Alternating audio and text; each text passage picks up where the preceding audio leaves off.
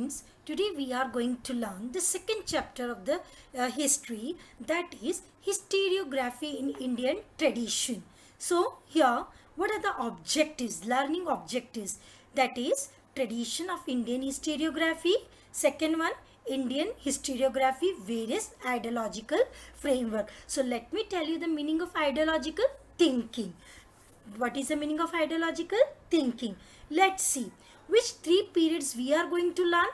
Ancient, medieval and modern. These three periods we are going to learn. As we know that our history is divided into the basically in the three period: ancient, medieval, modern. So ancient period exists before the 12th century.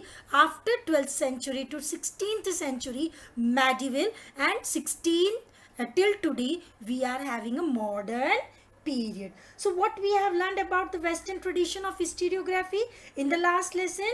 In this lesson, we will know about the tradition of historiography. So first, let's look at the ancient period.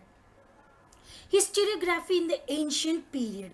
In the ancient period in India, memories of the great deeds of ancestors and mythological lore, also memories of social transition, were preserved with the help of oral recitals. So we can see stone inscriptions and all these things. So how we are getting the ancient, how we are studying the ancient history? With the help of these remains. We at that time they were not knowing the art of writing. So whatever remains we are getting in the excavation, through that we are carry out our study and we are writing about the ancient period.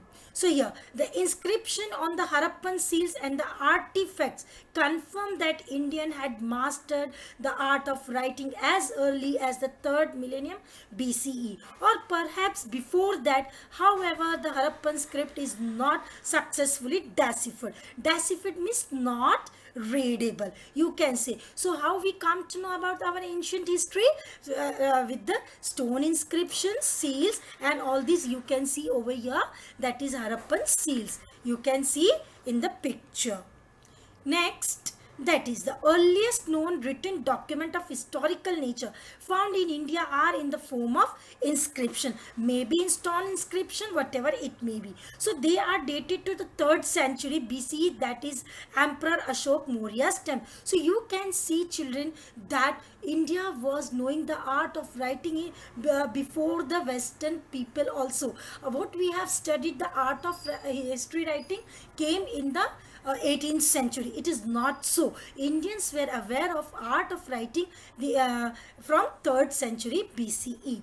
So here you can see in the picture, that is edicts of Ashokas. Here one another picture, Allahabad pillar. So here you can see Ashok Maurya's time, his edicts are inscribed on the natural rocks and stone pillars. So here in the picture you can see stone pillars are there. Is it, children? So here, that is from the 1st century CE, inscription begin to occur on coins, metal images. As you can see here, coins. Here, metal images and sculptures. You can see these are the metal images. These are the metal images. Here you can see these are the metal images and these are the metal sculpture. They provide important historical information. We get to know about the deeds of various kings, dynastic, genealogies means उनके खानदान के बारे में, territorial extent, उनका territorial कहाँ तक, उनका kingdom कहाँ तक span था, extent and administration of various empires and kingdoms, and also important political events, how their political system were there, how this event took place, and what kind of the society was there, what kind of the organization was there, social administration was there, what kind of a climate at during that time, and what was the condition of the famines, etc. With the help of these things we are learning. So now the ancient Indian literature includes, so we are sure, we are to nowadays we just have seen the Ramayana and Mahabharata on the television. So Puranas, Jain, Buddhists, just see a Ramayana. Then you can see Mahabharata. These are the ancient Indian literature. Here you can see Puranas. Here you can see Jain Dharam and Buddhist texts, historical accounts by Indian authors, and also travelogues written by the foreign travelers.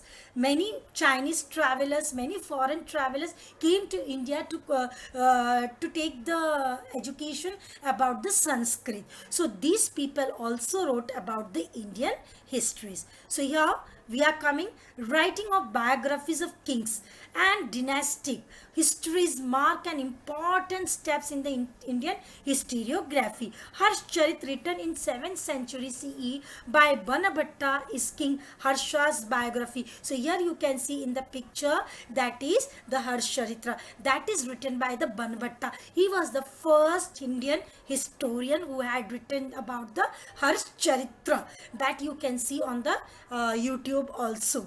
So it portrays the realistic picture in the social, economic, political, religious and cultural life during the King Harshvardhana's reign. So this we can see. So this is a Banabhatta pictures, and one another epic he has written the epic, that is a Kadambari, is very famous from Banabhatta.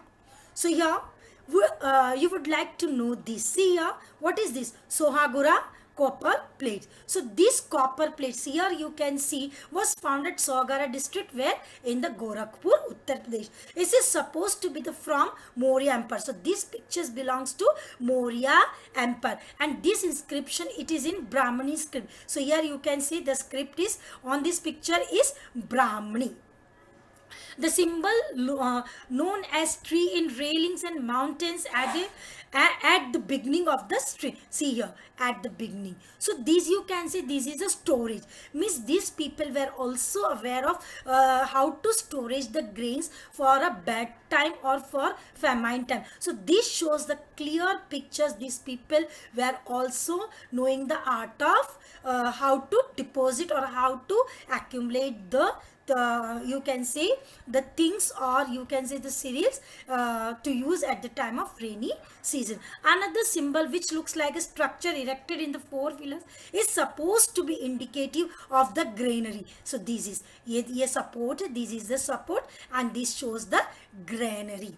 The inscription record a royal order that grain stored in the granary. So these you can see the granary. These are used for the granaries. Should be distributed carefully. It is supposed to be the suggestive precautions. So these people were also taking the precautionary measures in the times of famine. So from here we can say like that. So that's all, my children.